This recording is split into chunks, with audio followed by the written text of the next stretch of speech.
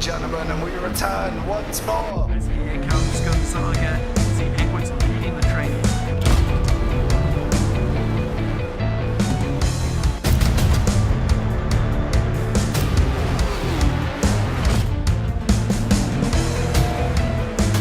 Can't manage to go all the way around the outside, but he's done it before. He's late for breaks. He's into a scar. He gets it stopped in time, and he takes that.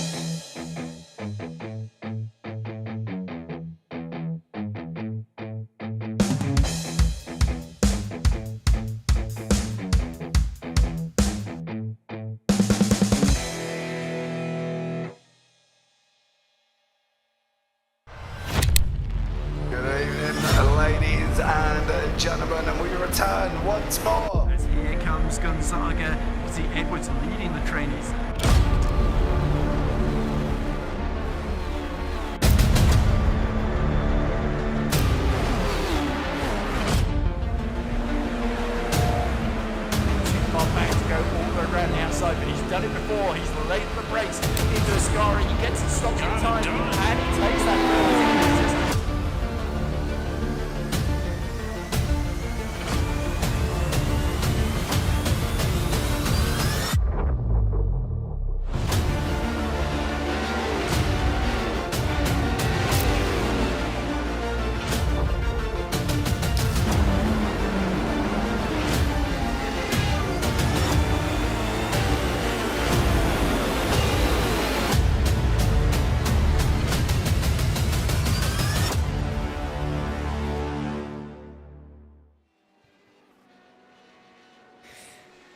Hello everybody and welcome to Sonoma for week 3 of season 2 in 2026 of the Radical Race Series. The SR8 up against the SR10s for another week in 2 races. Firstly, the 9-lap sprint race will kick us off tonight and 15-lap feature from the Sonoma Raceway sports car course. At least that's how it's pronounced or put on the website. The layout you can see on the screen is the accurate one. There's about 1 million of them here. Turning right just after the rise over the hill at turn 3 in 3A. Turning sharp right, then downhill through that right-hander of turn 4 before you go over and through that long left of turn 6. Coming into the we've got a bit more of an open hairpin here through turn 7. 2 90-degree right-handers, really, before coming back through the S's. And then another chicane. We're not flowing all the way through the S's right the way to the end of the lap. We're coming into turn 9A at that chicane before turn 10, which is absolutely flat out. And then that final turn, using that hairpin right the way out to the wall right near the pit lane. It's complicated explaining the layout around here, but it's the sports car course of Sonoma Raceway playing host to round 3 of our championship. Myself, Ian Delirium, Jim Cunningham taking you through commentary here on the JPB YouTube channel tonight. Good to be alongside you for this series once again, Jim. 3rd week here from Sonoma. As I just explained, complicated layout, but complicated to explain. Difficult one to drive as well, very much, Sonoma Raceway. Yeah, I'm a big fan. By the way, it's good to be back with you.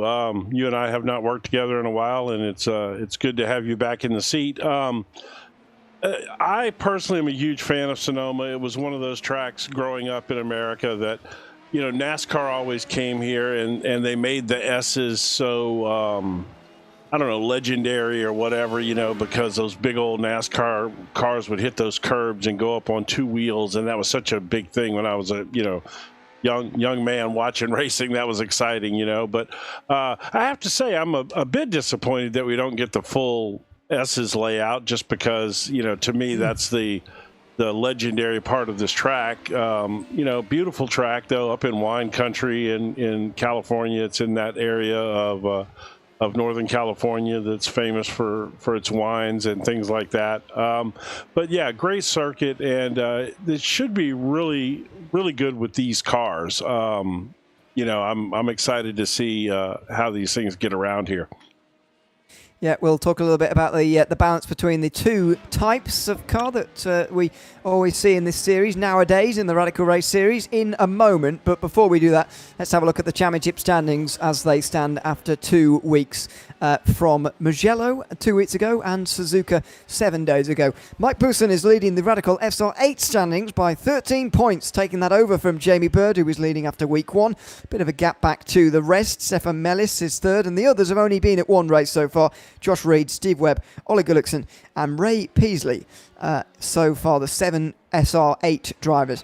Loads more SR10s, including the top 7 here who've been at both races so far. Simon Edwards leading the way by 21 points, and a tie between Heinz Brun and Bruno Vittorino, who both moved up with performances at Suzuka. Felix Samos and Phil Glover round out the top 5, with Patricio Gomez Silva and Dominic Pavera rounding off the 7 who've been at both races. James Barry has had the best run of those who've only been at 1 round, and closely following him, the likes of Kim-André Bjorklund, George Gonzaga, who's tied with Sully Rattanen for 10th, Sebastian Lipp there as well. Robert Noble has also been at both races, so I missed him further down in 13th. Ollie Gullickson has also done 1 race in the SR10s. He's done 1 race in the SR8s, as we just saw there as well. Robert Woodward, Nelson Moreira, Emmanuel Mandika, Paolo Brem and João Limag rounding off the 19 drivers who've taken part in SR10 machinery this season. 16 of those drivers across both categories have made their way in tonight.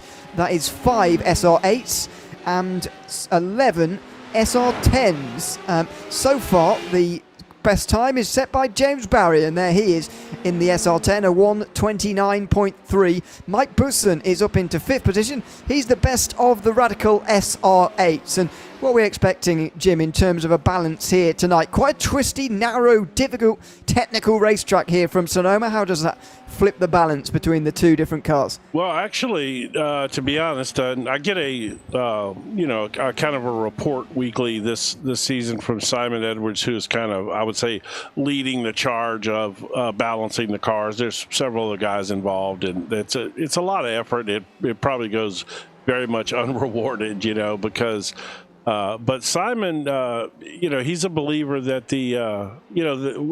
not a believer, but when the cars are left untouched, the SR8 is actually faster around here. It's about 1.3 seconds faster at this track than the SR10s. Even as everybody would seem to think that the 10s would be faster because they've got the bigger motor and everything, but the weight difference makes a huge difference in the way these cars corner.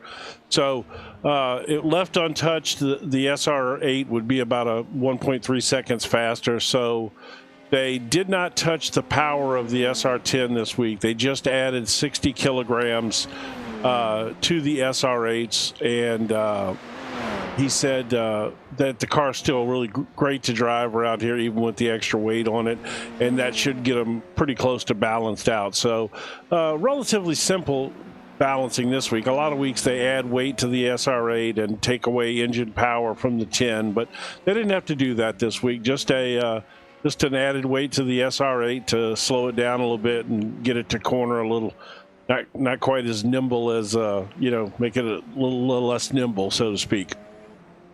Yeah, and this is the first time I've seen the SR10, SR8 sort of balance, if you like, the battle between the two. This has been in force now since season 4 of 2025, if I'm not mistaken, if I'm looking at the results correctly. So it's been in there for a couple of seasons now. And it is very interesting to see how that balance is going from week to week.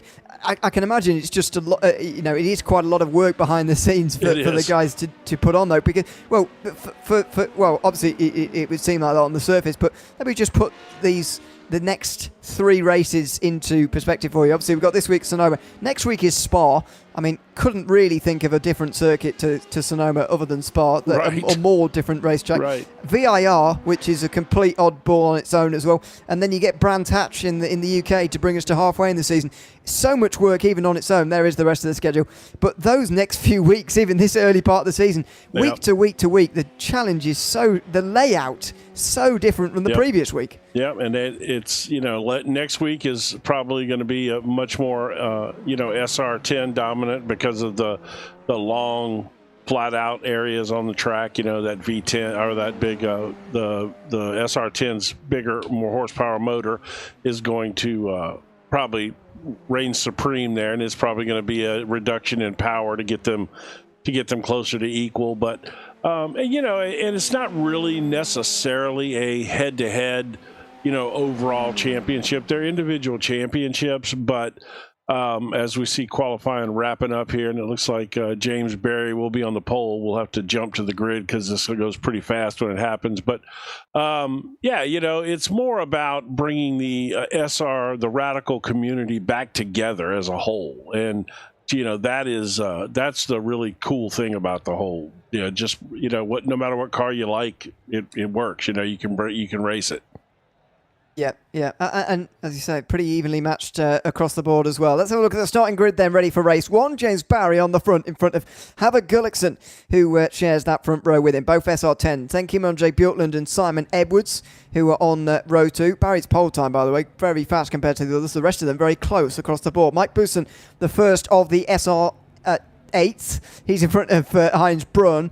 Then it's another mixed row. Sully Ruttinen in the 10 is in front of Oleg Gullikson in the SR8.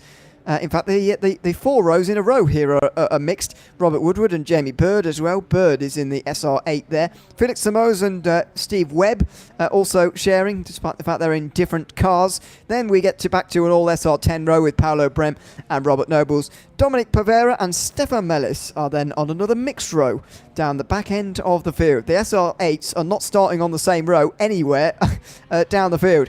They are mixed all throughout. Mike Booson, the best of them, starting from 5th position. Let's see how we go in this opening race of the night. 9 laps here from Sonoma, here in round 3. Bit of a hold and we're underway. James Barry off to a decent start in front of Havok Gullikson, and on the outside line it's going to be a good run actually for Bjorklund here on the inside line. Can he make his way through? Perhaps no, not quite. Gullikson gets a big slide though, coming off of turn 2. That's going to give Barry a big lead. It's going to give Bjorklund second place. Yeah, that was a nice move there by Bjorklund, and it's good to get by Busan early, because I tell you what, he sure can make that radical wide and make it hard to pass him. Yeah, and he's not going to get that chance to do it in front of Bjorklund anyway, although he is staying with the leaders rather closely. Barry leads overall in front of Bjorklund and then Busan, who just runs a little bit wide there. Then it's Simon Edwards, then I think it's Heinz Braun, then Jamie Bird, the next in the row. Yeah, it is indeed Braun who's on the back of Edwards, then indeed Jamie Bird. Webb, meantime, has trouble and a meatball further down the back end of the field. Unfortunately, that moves Stefan Mellis up to 4th in the SR8s. Yeah, that's unfortunate for Steve. What a good guy. He must have had a little trouble there. We'll take a look at it here once everything settles out and they start, just settling in here a little bit. Let's put the overall tower up there. I may have noticed something, Jim, here. I think Gullikson has chosen a SR8 here, hasn't he? We've got him down as an SR10, but looking at that car, it looks like an SR8 to me, so he's changed. Yeah. Well, he may not. I'm not even sure if he's been here this year yet so far. This may be his first week, and they all seem to show up in the wrong car when the way the software works. But, yeah, we'll get him. Good catch on that. We'll get him squared away here real quick. Yeah, Havok Gullikson hasn't indeed been here yet this season, so yeah, that is just why that error in the system has gone through. It's with Olle Gullikson, of course, who is also in that class. Pavera and Webb both with meatballs. We'll look back at those when it settles down here, but there is the overall tower. So fascinating to see these two different cars, though, so evenly matched and battling all the way through. Bjorklund versus Busan for second is the highest placed of the fights as James Barry scampers away at the front of the field, but really these fights are continuing all the way down to the likes of Olle Gullikson at the back of this train, and even Nobles and Brem, who are clinging onto the back of this very, very long train. Yeah, but James Barry seems to really just kind of be separating himself, and the thing is, they're not really fighting behind him, and he's still pulling away. He is apparently really comfortable around here. Like you said, his first lap was a second, 1.2 seconds faster than the next car. That's crazy to be a second a lap faster. Yeah. We're going to get a representative time as they complete lap 2 here, but it's going to be even bigger, I think, because Bjorklund has just gone wide, and these guys are fighting now. Barry was gaining while those guys weren't fighting, but they certainly will now that they are. Over the line, a 29.9. He's the only driver in the 29s, unsurprisingly, over a second faster than Bjorklund. The fastest driver in that group behind is Havok Gullikson, who has slipped 6 places, of course, after qualifying on the front row. He's in the SR8, and he's going pretty quickly, but he is stuck in the midfield as Bjorklund goes wide. There goes Mike Booson, and we've got an SR8 up into second place. Yeah, that's Mike is, like I said, he's been tough this season. He's fighting for every position, and when he gets them, he makes it really, really hard to pass him. All right, so let me just make sure I got this right. It's the H Gullison that is in the that's in the wrong car, correct? Yeah. Havok Gullikson is in the wrong one. Right, they're both in the SR8. Yep, we'll get him squared away here, and then there he is. And he'll show up correctly. The SR8s. That will give us, by the way, 6 SR8s and 10 SR10s. There he is in the yellow on the left-hand side. You may have worked it out by now. The yellow numbers on the left mean we're looking at a SR8 and the silver one's an SR10. As you watch with us, you may start to learn the difference between the two. I know they look very similar on the face of it, but there are subtle differences that you can pick up. For somebody who's interested, if you're just trying to tell the cars apart on the track, the SR10s, you'll notice they're well, let's see. Let's go to an SR10 here. We'll go to Simon's. If you notice that on the nose of those cars down the center, they have a rised up area that kind of comes to a point in the center, versus the if you look at the SR8s, that center part is just flat on them. So when you look at them front on, it's pretty easy to tell the two once you know the difference, actually. Yeah, the only rise really in the wheel arch. It's very, very flat on the front on these SR10s. You could, if you weren't wearing a seatbelt in one of those, you could slide straight down in an accident. But obviously, that's not advisable in an SR8, of course.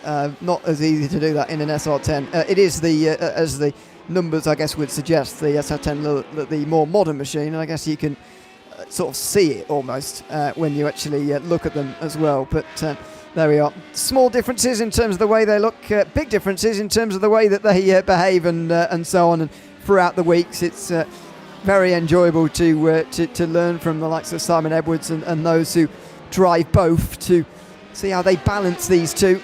I guess they've been well done once again this week, because we've got first in each category, in first and second, if you like. I think, to be honest, you can look at the 3-second gap and think, well, that is a big advantage, but I think we've got to give a lot of credit to James Barry, who's gotten off to a flying start here. James Barry, is arguably one of the fastest guys in the world in radicals. I mean, he is, as you call plenty of big high-end radical races, and James Barry is one of the best in the world.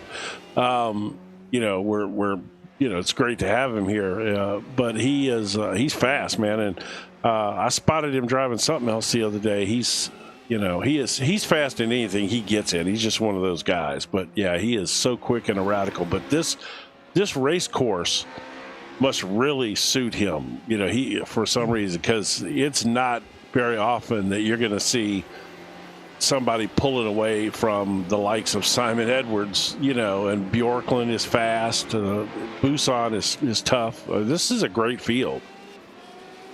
Yeah, absolutely, and you're right on James Barry as well. I do the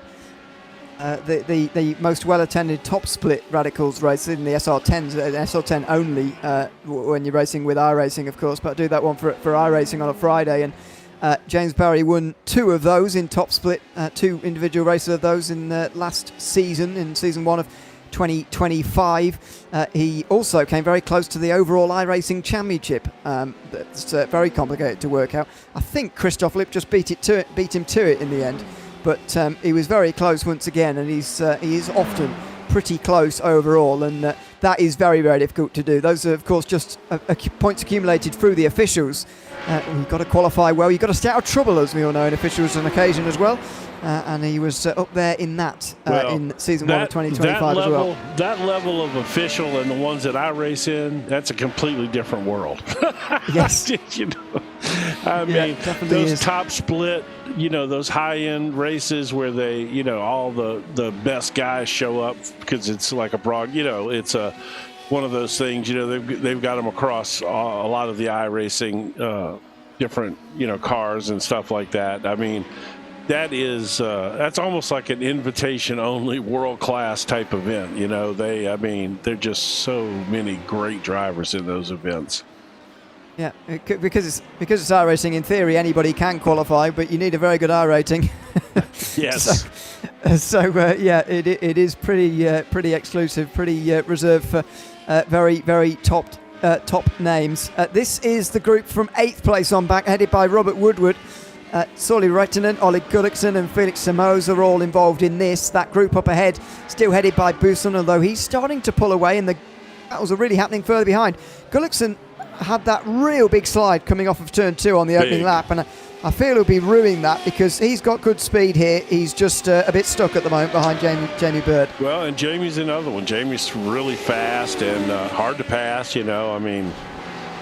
but they all are. I mean, as you work your way up this field, everybody in front of Gullickson there is, is super tough. But Bird, Braun, obviously Simon Edwards, another one of the best in the world in these cars. God knows how many championships Simon Edwards has won. Looks like something happened with Nobles here. Let's take a look real quick and see what happened with him. Oh, that's not going to end good. A little bit wide. Yeah. And pretty. Oh dear, that's bad damage. Yeah. He's had to come in. He got it into pit road at least. He had to tow from the entrance of pit road too. That was really bad. I like that little Dr. Pepper livery there. Not that you care. Do you even know what Dr. Pepper is? Have you ever tried that? We do have it. We do have it. Because that was actually originally created here in Texas. Oh well. Yeah. There you go. It's a disgusting drink. It's too sweet, huh? It's not for me. It's a disgusting drink. I didn't expect that to come out. That wasn't the response I expected, but it's not for me. That's for sure. That's funny. But there you go. As we come back to live, the group is splitting apart here with Jamie Bird under pressure. You mentioned he's hard to overtake. Well, that does come with a cost, and that is the time loss of those in front. But, these are in the same class. There's only 2 laps to go. The chances of him actually being able to pass Heinz Braun anyway are quite low. We're at that stage of the race now. If this was early, you might be forgiven for thinking, well, it's probably best to let him go here because there's so long to go. There's only 2 laps to go here. It's very reasonable that Jamie Bird could keep Gullickson behind for the remainder of this race. Yeah, and this place is not, to be fair, is not the easiest place in the world to pass, because so much of it is high speed. It's hard to get overtakes done without there being a mistake in a lot of ways around here. So, this is one of the tougher tracks to overtake on. So, but it's to me, it's a lot of fun to drive. This is just a fantastic a track to drive. I've got to say, I find it. Oh dear, Jamie Bird, that was a big slide coming through the S's, well, and that might be what Gullickson needed. Let's see. Yeah, another mistake. Yeah, and again broke his rhythm. It really has. I mean, that's in my opinion where that chicane really doesn't help, because that would have hurt his momentum all the way down to the fast right-hander. Yes. Which would have also been pretty difficult considering the slide he just had through the previous S's, but. Anyway, the chicane layout is the one that we've got, and to be fair, if you time it right, it does give you an extra braking zone and overtaking chance down there. Meantime, James Barry's seen the white flag. He's 4 seconds in front. It looks like he's on his way to a race victory. I mean, look at the gap. I mean, 4 seconds, it is what it is. It doesn't sound like that much, but look at the difference. Look how much further he is ahead of Mike Buson. Wow. Yep. It's pretty remarkable. Check back in on these guys real quick. They're all just kind of spaced out. Like you said, I don't know that we're gonna have another overtake in this race. It seems everybody's just gapped out enough probably to make it. Yeah, I think so. Unless Simon Edwards does something on Bjorkland, I think that will probably be it. That was a big chance, of course, down to turn 7 there, that big braking zone, but not sure it's going to happen for anybody. And it will stay as is to the end of the sprint race as James Barry negotiates the curbs of that chicane one final time. He's going to get his first podium of the series tonight. He has obviously missed 1 round of the 2 so far, and he didn't have a very good round for the one that he was at because he didn't get a podium in either race. So it's going to be podium number 1 of this season, and also race win number 1 here for James Barry in the sprint race at Sonoma Raceway. Comfortable victory. Easy win by his standards. James Barry lights to flag after taking pole. He takes the race victory just about 15 minutes later. And behind, Gullickson can't quite get past Jamie Bird. Mike Buson, though, wins in the SR8 category pretty comfortably in the end with that 2nd place finish overall. Double check those results. I'm pretty sure that Barry won one of the races that one race that he was at. He won one of the races that day, I think. I can double check. Well, but, we can check according it. To look at Jamie. Where's he going? Oh no! He's trying Seeing to the go crowd. and kill fans. Jamie, what's happening? Oh, my goodness. All right, let's get these results going because this all happened so fast here. All right, let's get this off the screen. And, Stefan Mellis hasn't come over the line we're still yet. waiting on Mellis there. Well, I tell you what, Jamie better be careful doing that silly stuff like that because it'll disqualify him. I saw that happen. We were waiting for a guy to finish, and somebody did one of the stupid moves, like jumped the thing, and we got a warm up. That's right. All right, good. Let's cover these results real quick here. So that was heat 1. Why is it doing that?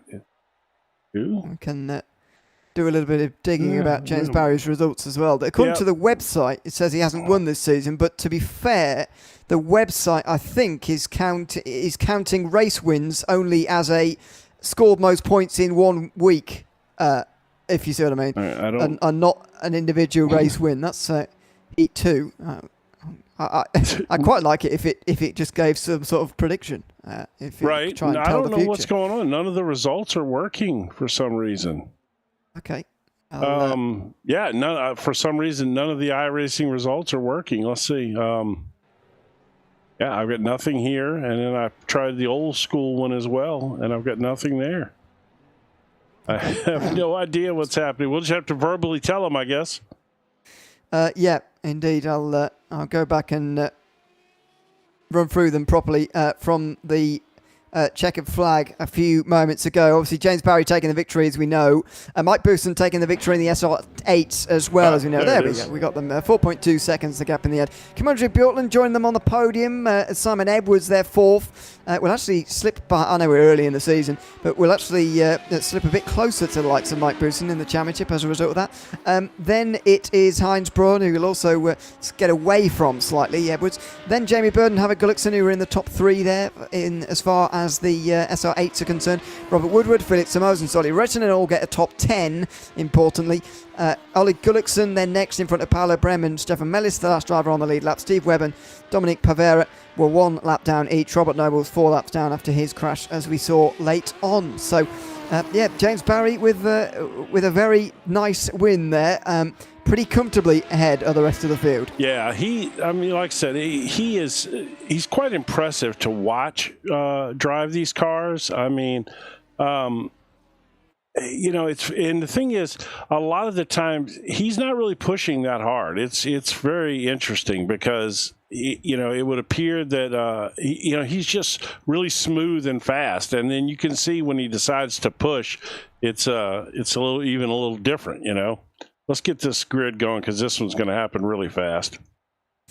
Yep, it's everybody's going to be very eager, ready to go. Get onto the grid very, very quickly. So, Solly Rettinen on the pole in front of Felix Samos, an all SR10 front row, from Robert Woodward and Havoc Gullickson. Jamie Bird will be 5th. Their roles are reversed from their battle earlier. Sainz Braun next, then Simon Edwards and Kimmer J. Bjortland, an all SR10 row 4 in front of Mike Booston and James Barry, the winners from their respective classes last race. Ollie Gullickson and Paolo Brem will be on row 6 in front of Stefan Mellis and Steve Webb. Dominic Pavera and Robert Nobles will hopefully start from the back, although they're not on the grid just yet. Hopefully they will get on the grid in time for this the end of this, the start of this second race rather, here tonight from Sonoma. Indeed they don't, so maybe we're not going to see those two down the back end of the field. Here we go for race number 2. 15 laps in the feature race, the reversed top 10, and we are underway. Sully Rettinen getting off to a decent start. Gullickson getting off to a better one as he gets through on Woodward already. Here comes Jamie Bird trying to take Robert Woodward as well. Very close in the midfield involving the likes of Simon Edwards, but round the outside Heinz Braun trying to make that work on Jamie Bird there. He's got the inside for the next turn. Jamie Bird turns into him and he goes into a spin. Jamie Bird in front of the field, thankfully not collected by anybody, but he goes to the back. Wow, yeah, that was close, but he did a good job of getting it out of the way, and they did a good job of avoiding him. Very good job, because that was right in front of the rest of the field coming through. You are right, by the way. James Barry won the very first race of the season. It was yellow, but it doesn't count that on the website. So there we go. That's what's tricked me. But he has won a race 1 before. Can he come through the field this time? He's only gained 1 place, and that place came from Jamie Bird spinning. So when you look at it that way, but not a great start. Although, to be fair, only Steve Webb has gained more than one place so far in this race. that's true. Which that's good for Steve. Heinz Braun's up 2 right now as we speak. I think he just look at this. Oh my God, they were going 3 wide into the chicane there.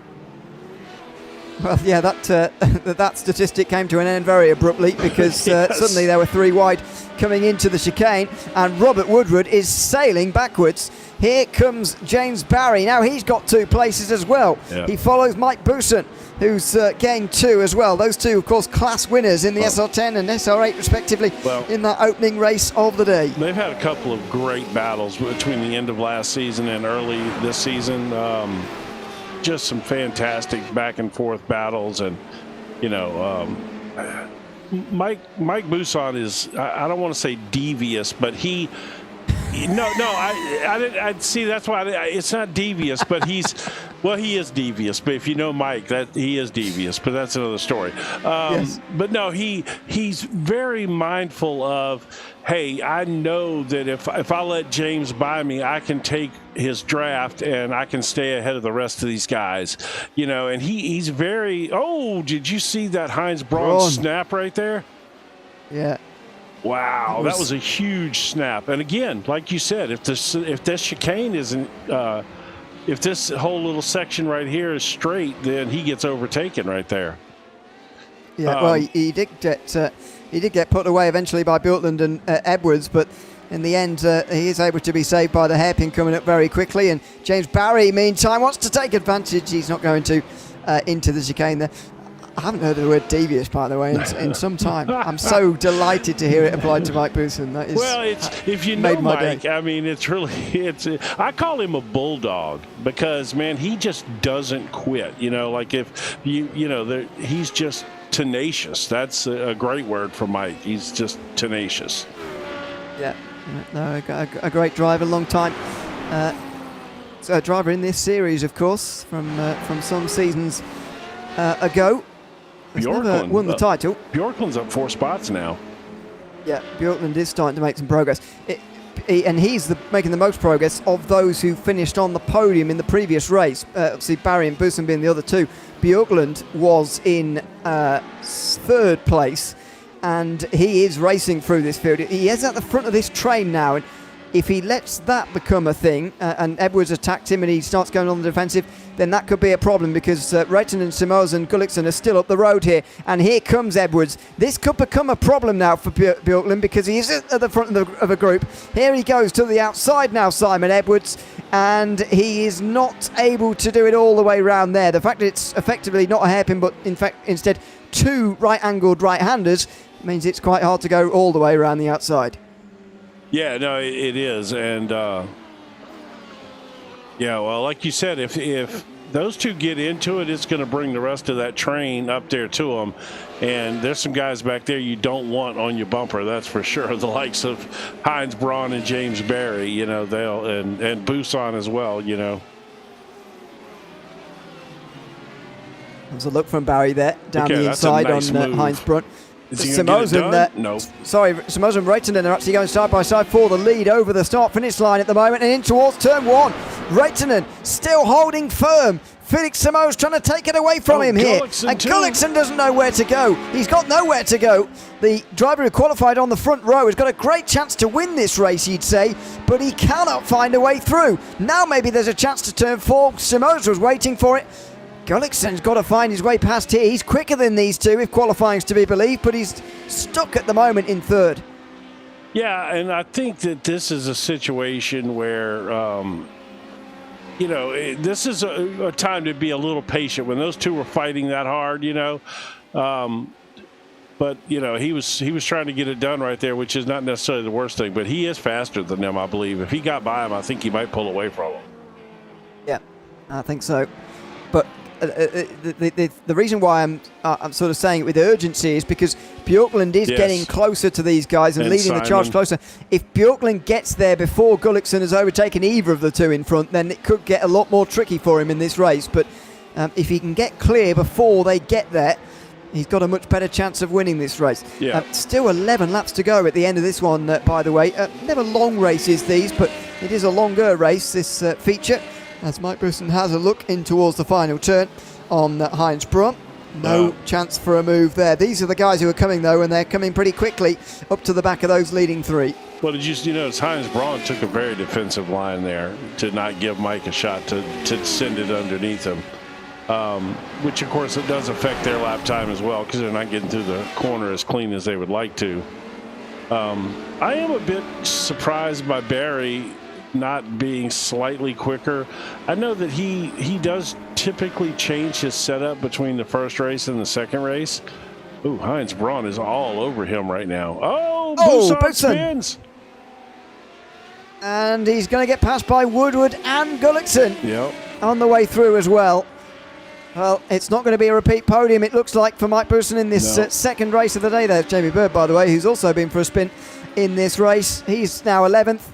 Busson down to 10th. That is a bad, well, there's never a good time for a spin, I suppose, in one of these races, but that is a bad time. Just as he was being towed along in that group to the front of the race, he's dropped now back to 10th again. Yeah, that's unfortunate, and that's pretty much be the end of his day as far as any decent finish in the second race. But this battle up here, man, nothing against Sully Reitman at all, but I really do believe he's kind of potentially holding both these guys up. They do seem a bit faster. Gullickson certainly is, it looks like, but it's hard to get it done around here. It really is. It is, Robert.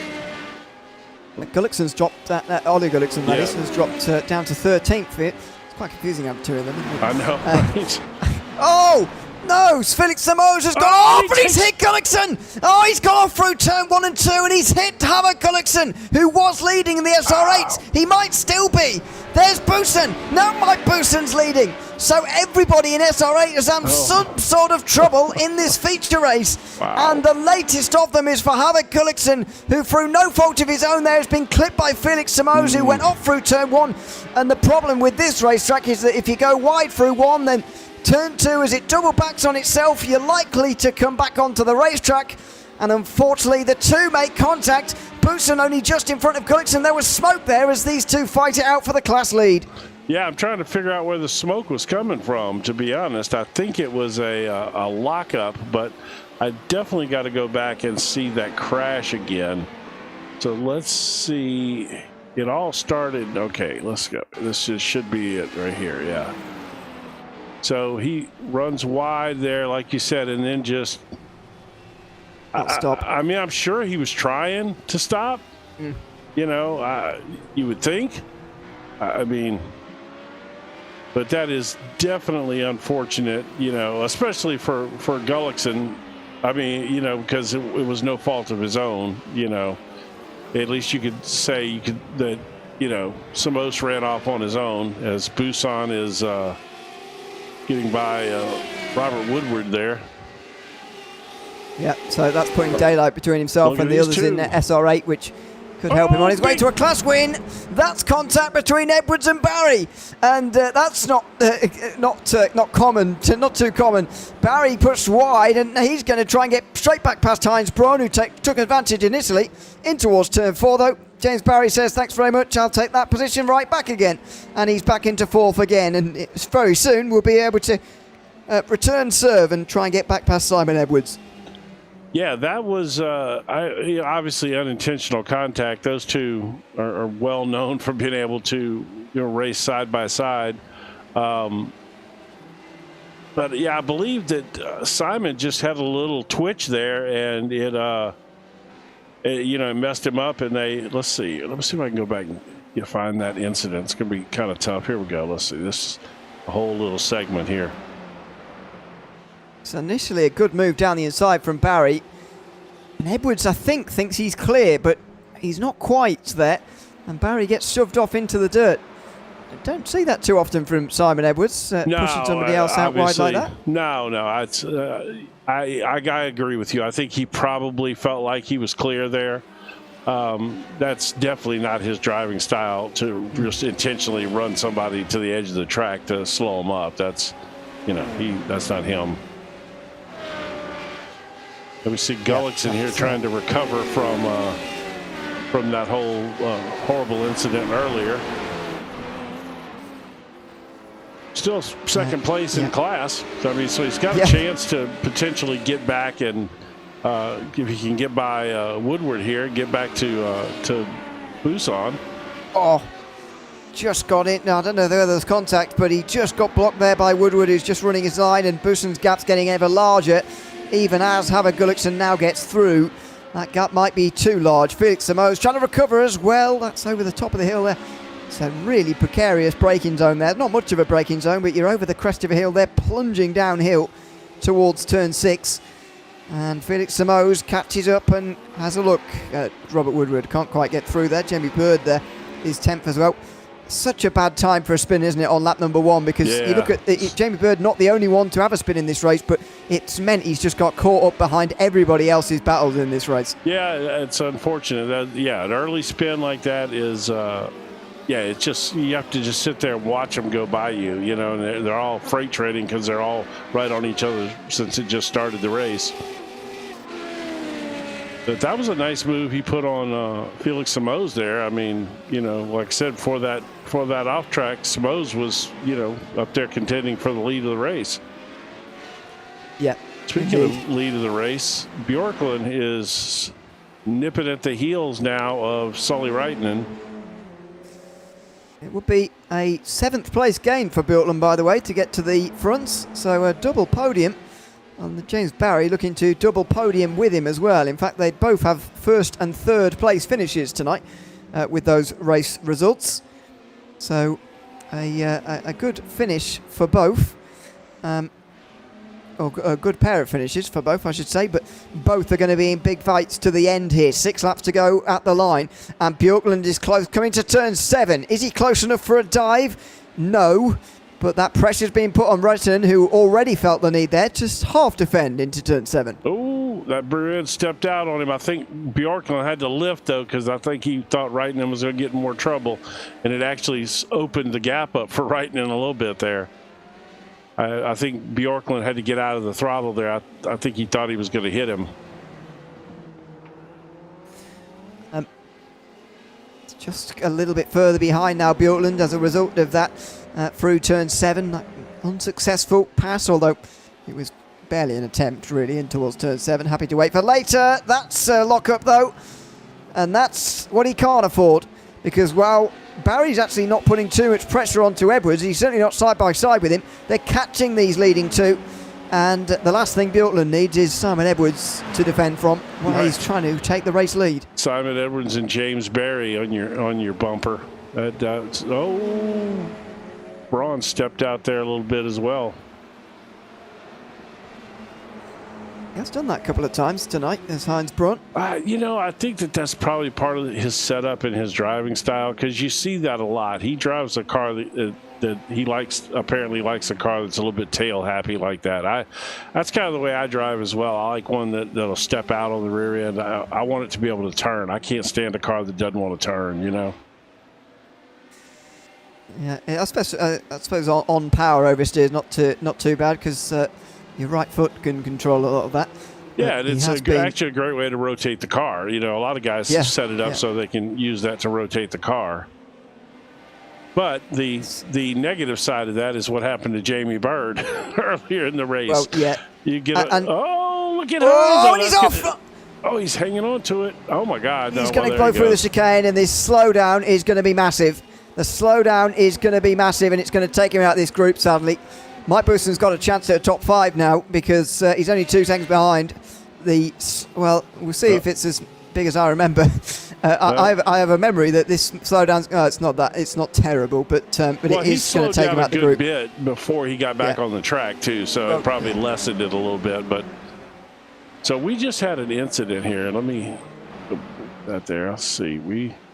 I believe that we had an incident with these two guys back here. Look at this. This is Samos and this is Woodward and Bird. All right, so okay. Bird down his side, then Samos arrives and hits there Woodward. It is. Okay, yeah, I knew, but I don't think that Samos is done there. I think that later. Let me see if I'm right. So here Let's see if anything happens on the exit here, but he just drives into Woodward there, really. And he tries to let him back through.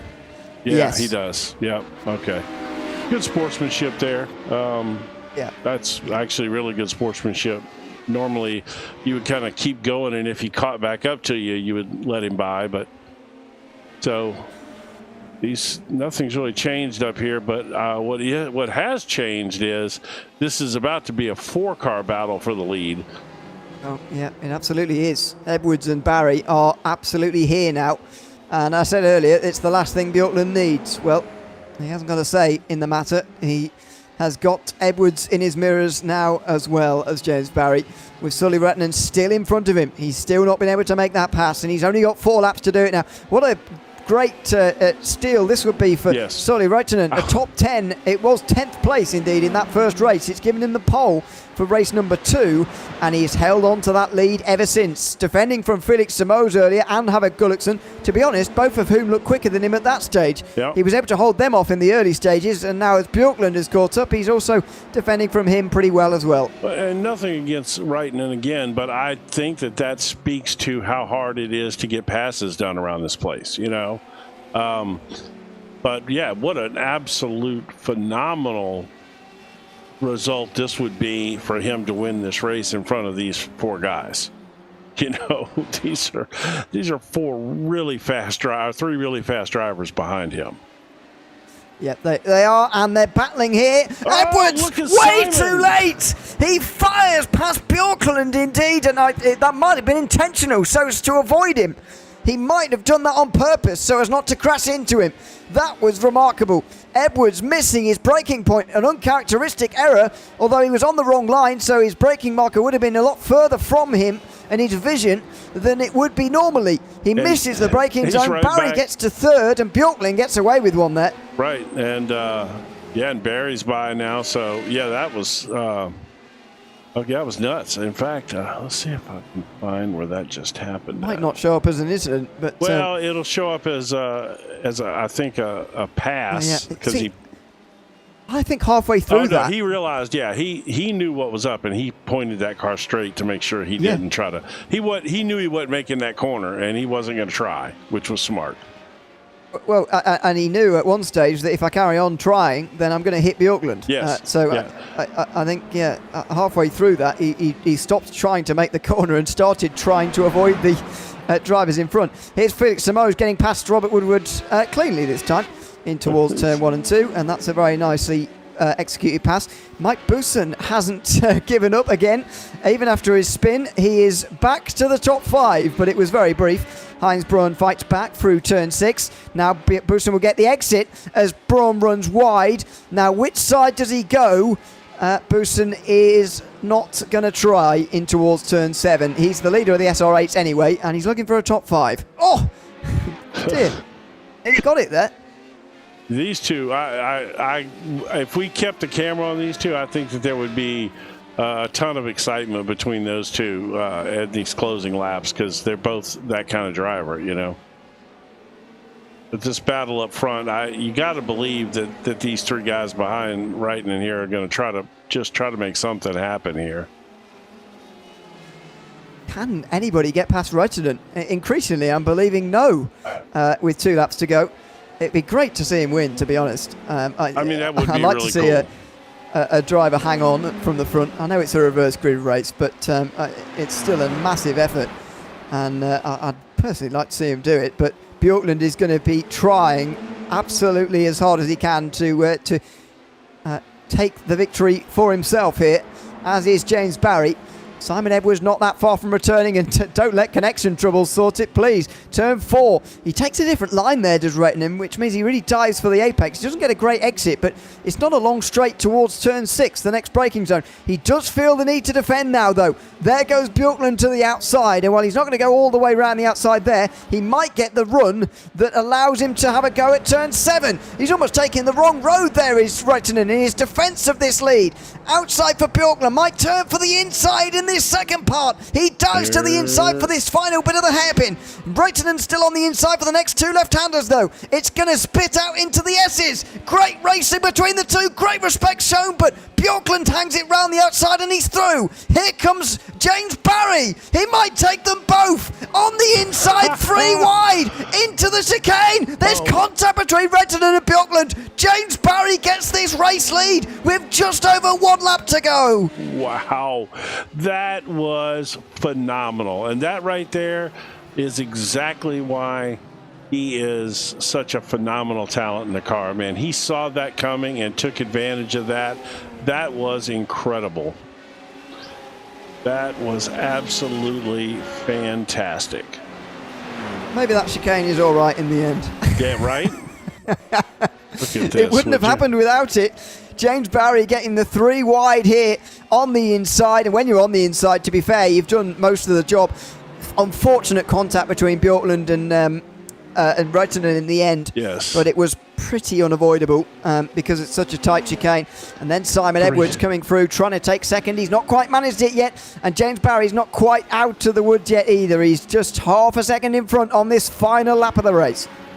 Yeah, I mean, I do think he's short of a mistake. There's nobody going to catch James Barry at this point. But this right here could get hot and spicy as we get down. Look at Simon's going to take a try to.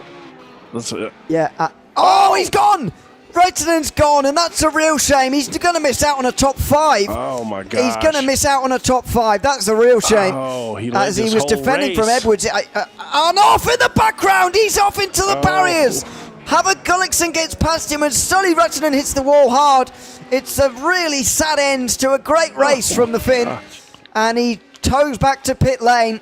In the end, it's James Barry, who has only led 2 laps of this race, who's going to win it. 2 race victories in one night for the first time in this Radical Race Series season for James Barry. Here at Sonoma, he takes it by 1.3 seconds, and the SR8 is won for the second time tonight by Mike Booson. What a fantastic reverse grid race. Oh my gosh. That was exceptional. Let's see. I would like to see what happened to Wrighton, and I feel so bad for him, man. What a horrible result. Oh, it's a tiny bit of contact. Oh, and a massive shot too. Holy cow. Massive hit on the wall. Let's see. I'm gonna. It was Gullikson just down his inside, and he was reasonable. You know, it's just the tiniest bit of contact. It's probably a racing incident, to be honest, but a massive contact with the barrier.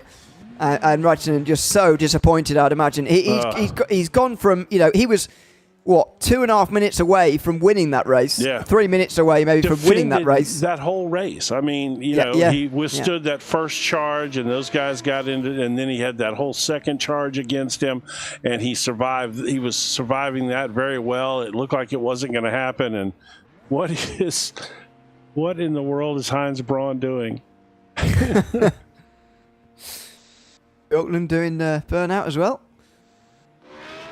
Braun can go backwards faster than Bjorklund can doing a burnout. There you go. That's good important stuff. Advice. All right, let's see. Let's see if we can figure this result thing out. It was acting quite foolish the first time. Let's see if it's going to be any better this time.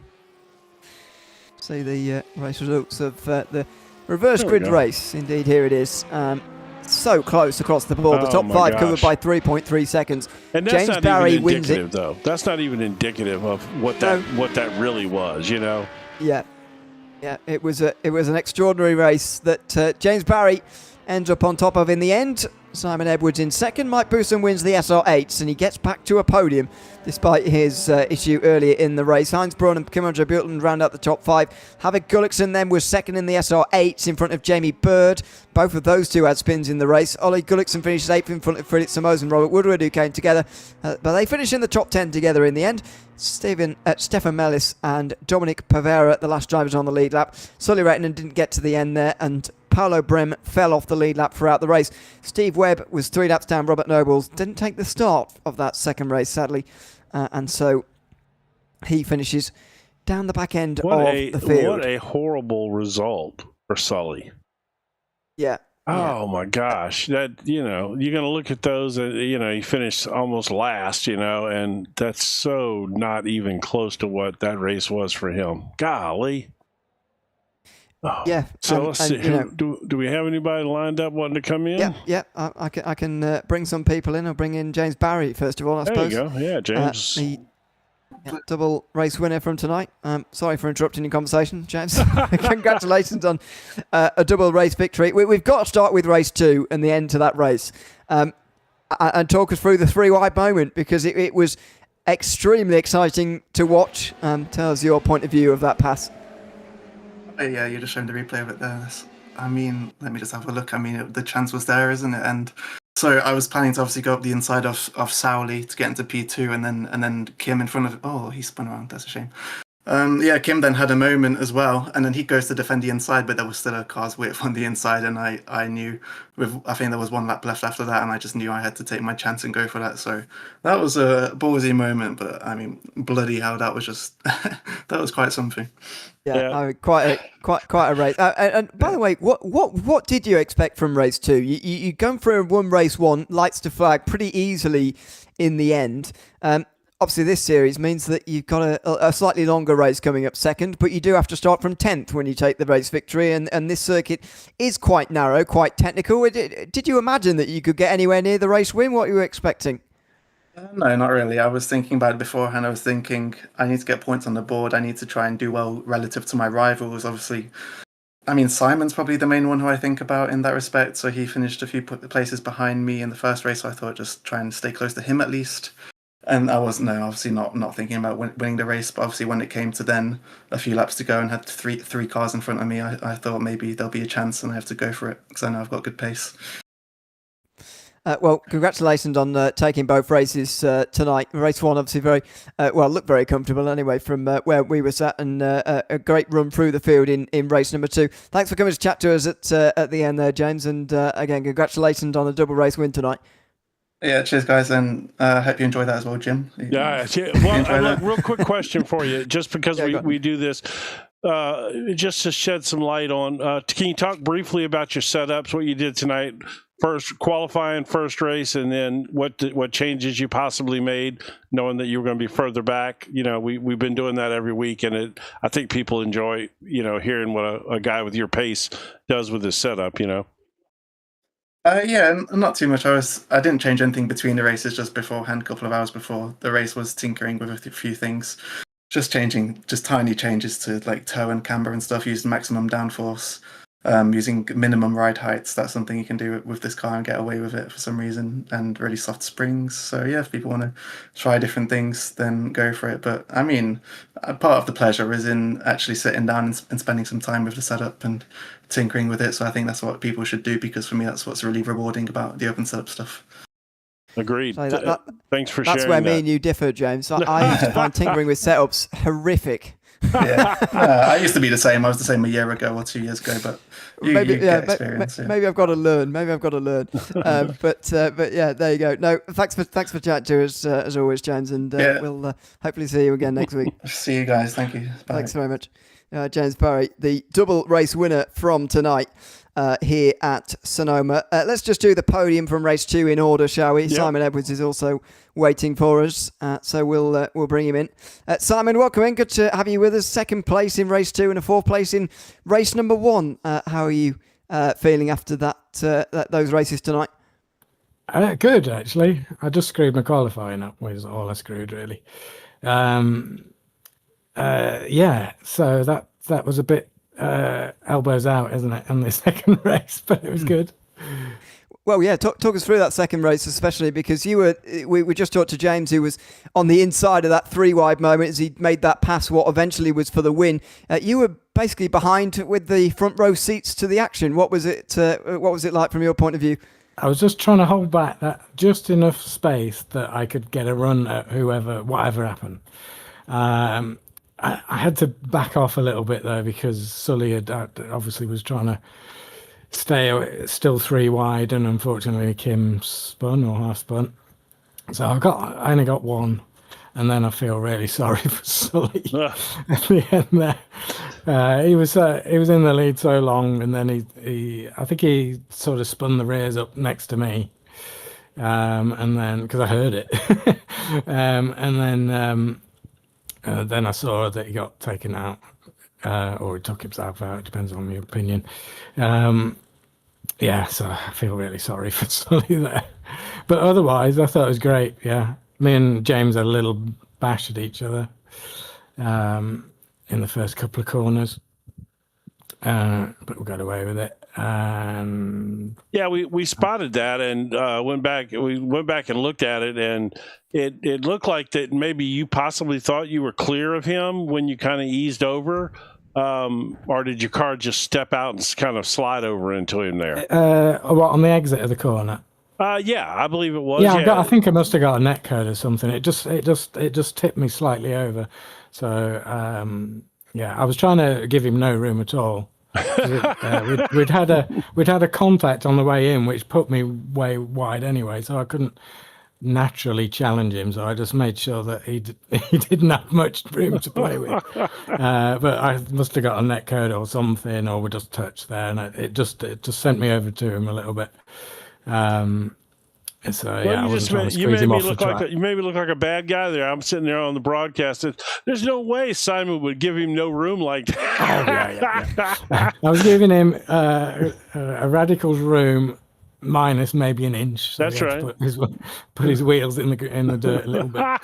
I literally said on the broadcast, "You're going to laugh when you see it." I said, "Oh, he wouldn't do that. He wouldn't push him out to where he run him off the track a little bit." That's so funny.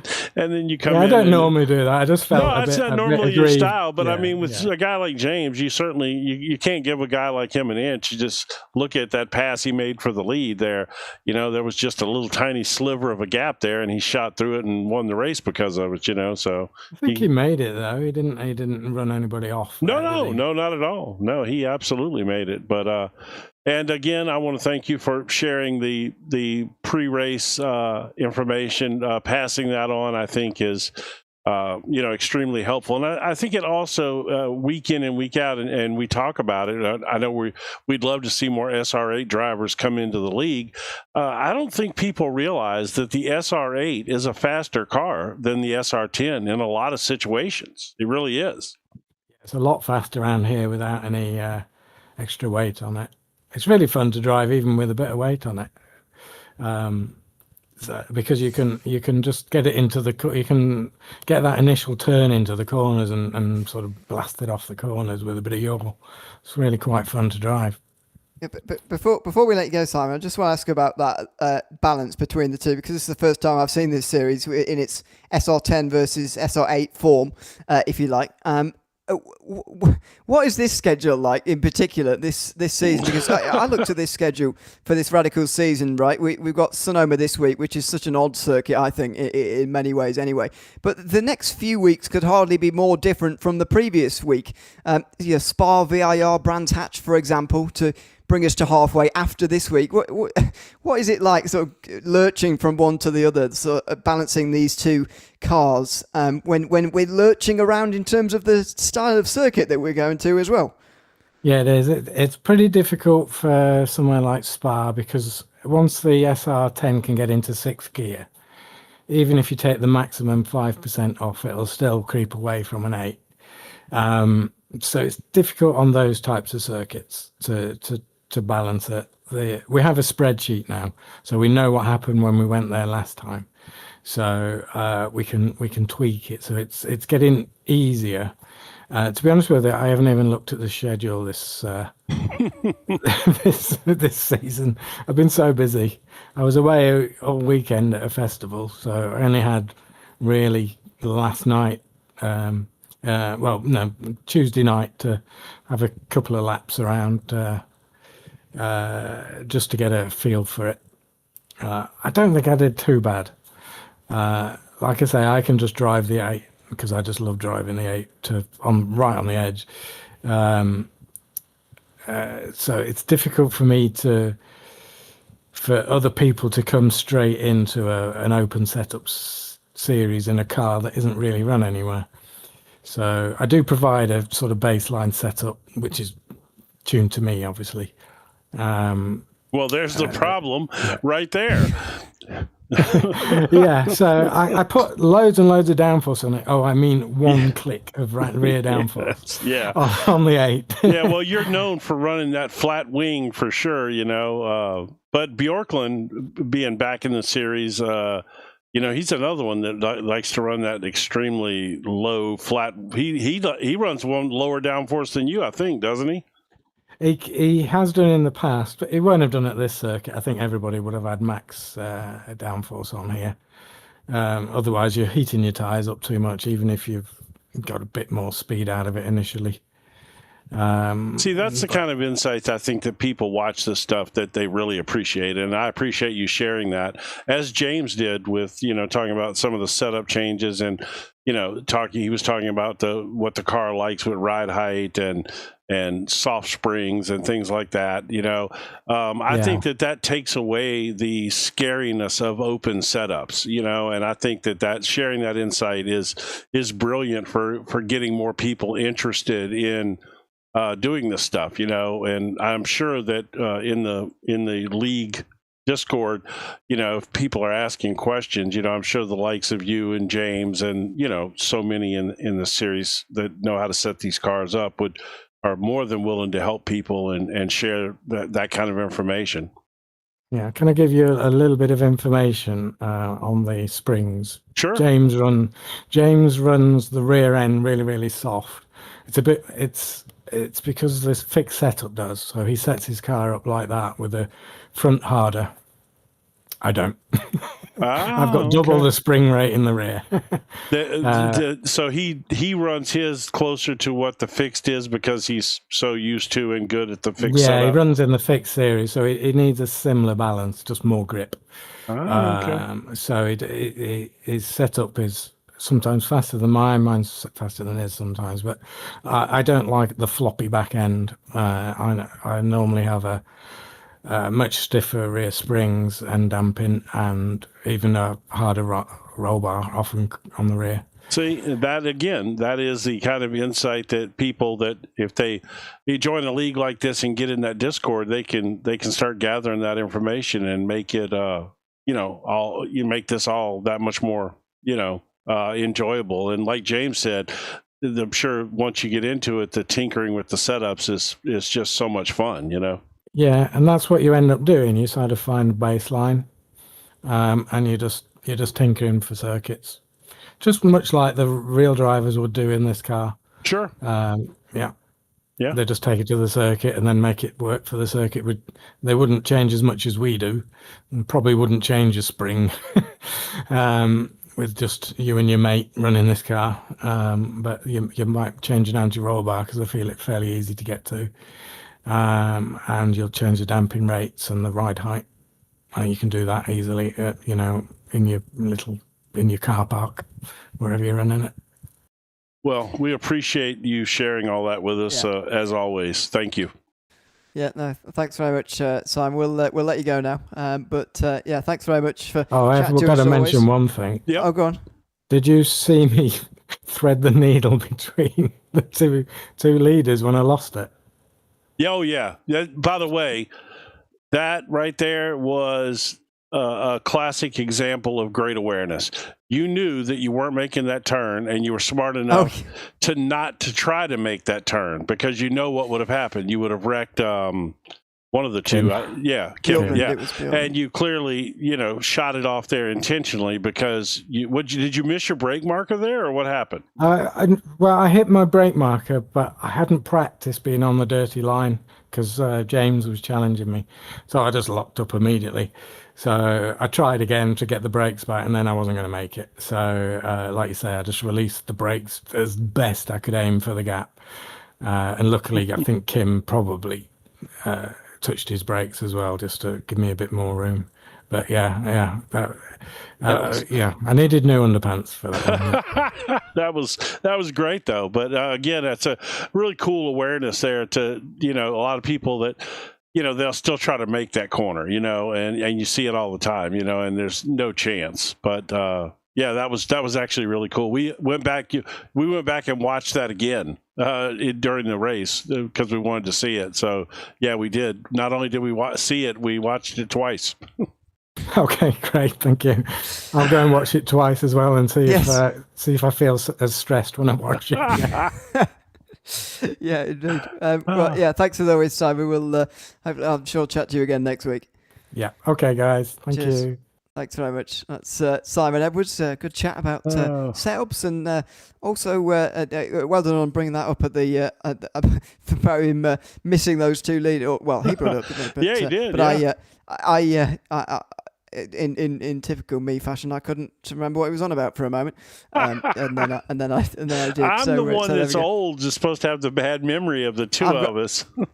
I've got worst memory, the worst memory of anybody I know. Anyway, certainly short term. Let's have a chat to Mike Booston as well. We've kept waiting for a while, so we've probably cooled him down some at least by this point. We have probably in the last quarter now. I'd nodded off, to be fair. Sorry. Chatting to Simon about pajamas. You are old, so that's not surprising. Well, to be fair, Jim, you sound older, but I'll go with that. I probably am. How old are you? Let's go ahead and settle I'm 47. Oh God, yeah. No, I'm almost old enough to be your father. Well, I don't actually know my father. So where were you in 1978? You weren't in the UK, were you? No, I was 12. So. Well, you might have started young. I didn't start quite that young, but you know. No, I'm not questioning my mum's taste in boys, but. Well, I was good looking back then. That's the. What happened? This conversation has gotten off to a strange start. It has. Well, it's Mike. So what do you expect? Well, yeah, I know. Yeah. Let's bring it back to the race, then. Yeah. Can I be normal for a second? Yes, please. What try to be. Chat about. Well, let's start with race 2. Actually, you've obviously got the best SR8 result in both races, but a podium in both overall as well. The reason I bring up the second race, though, is because, of course, you had issues early on in the race, and you look forward and you see big groups of drivers in front. In the end, you're able to fight your way through all of them. Just talk us through that moment where you actually had that moment, and then sort of knowing you had to come back through the field again. What was that all like coming back? Frustration, I think, on my part. It was I let James didn't make it very hard for James because. James is obviously very good at carving a path through the cars. And I thought myself, like I've done many a times, I thought, I used James to my advantage, let him go. He got past whoever it was. And coming down, obviously I sort of got it on the inside, but the door was closing, so I couldn't get back off the curb early enough. But at the same time, I did not want to lose the launch. Well, do or die, wasn't it? And I died for a minute there, and I had to do it all again. But at the end of the day, at the time in my head, I was saying, well, I've only got to beat the SR8s. I'm not too worried. But obviously then I started to had to get through back. Well, I was shocked that I would get back anywhere near them, but obviously chipping away. And obviously Hines, I had a good battle with Hines for a lap or so. Once I got past him at the right point on track, obviously the SR8 can build a gap. It's only on the, I'd say, last corner. The SR10 really has, coming out the last corner, the SR10 really has the overall advantage. But then obviously everyone started to fight for the podium positions, so it slowly, mistake after mistake, and I was just there ready and waiting. And I thought, I'll have it. Yeah, coasting through the field, making your way to the podium. Yeah, I didn't have to try too hard. They were all falling off on their own, to be fair. Yes. Yeah, there were some people helping you out. I want to talk about the SR8 actually around this circuit, because I was just talking to Simon there. He was saying that despite the extra weight, that it was really nice to drive, in his opinion. How did you find it around here? Well, obviously, I'm always going to say it's nice if you compare it to the SR10. So, but to be fair, it was pretty well balanced, you know. I would say providing, again, because on lap and in qualifying times, you'd look at it and go, well, the SR10 is going to make easy work of this. But just the layout of the track, the only advantage the SR10 really had is if it punched out the last corner. Rest of it, providing the SR8 was in the right place at the right time, it just build a gap throughout the rest of the lap anyway, enough to be able to see them off. So would you say that this track was the one best suited so far this season for the SR8? You felt like it was most competitive maybe here than what have we done? Magello. Yeah, and it was hard because I always run high downforce. I'm not really into it. And Suzuka. With setups. Suzuka. If you got out in front early, otherwise you were stuck behind them, and probably be vice versa. But so yeah, it probably was, to be fair. You know, I could have done with a little bit of extra top end pace, but then again, I feel like sometimes when I'm in this league, I'm hampered because I am racing the SR10s in high and low downforce configuration, and the same with, say, Jamie, which will often run a lot less downforce / none. So I'm sort of competing. I feel sometimes I'm competing in 4 classes, not 2, because I will always go for the SR8 and high downforce, which I tried low. I tried low downforce. It just isn't for me. And that leads us to next week. Yeah, are you still going to run high downforce at Spa? I think the official setup will be 2.4, so rear wing. So I would imagine Spa is a low downforce setup naturally anyway, and generally, if Road America, Spa, places like that, you can generally get away pretty well with the low downforce on the SR8, even if it's not to your usual driving style. There you go. Well, hopefully it works out well for you next week again at Spa. But congrats tonight on winning 2 class wins in the SR8 tonight and 2 overall podiums as well, Mike. Thanks for chatting to us at the end. Thank you very much. See you next week.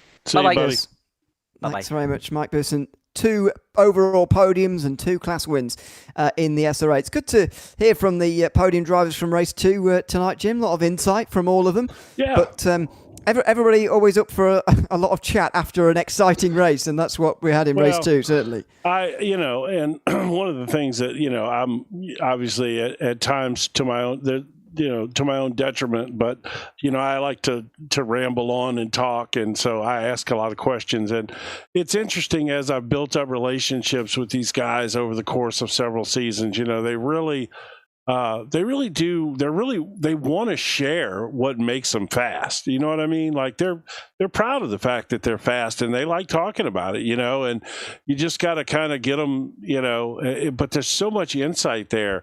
Learning the difference between how James Barry runs his car and Simon Edwards.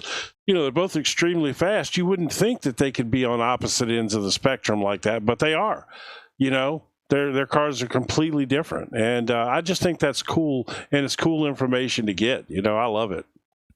Yeah, no, it's great to hear from them after these races, and the intrigue continues because, as we've been previewing, next week is Spa, which almost couldn't be more different to what we've seen at Sonoma Raceway tonight. So make sure you join us same time, same place for that on the JP YouTube channel. We'll be live with that, of course, as we always are on Thursday nights. Indeed, every Thursday night until June the 4th, which is the final race of the season on the Adelaide Street Circuit. So make sure you rejoin us for that in 7 days' time. I've been Nunali alongside Jim Cunningham here for the Radical Race Series here at Sonoma Raceway.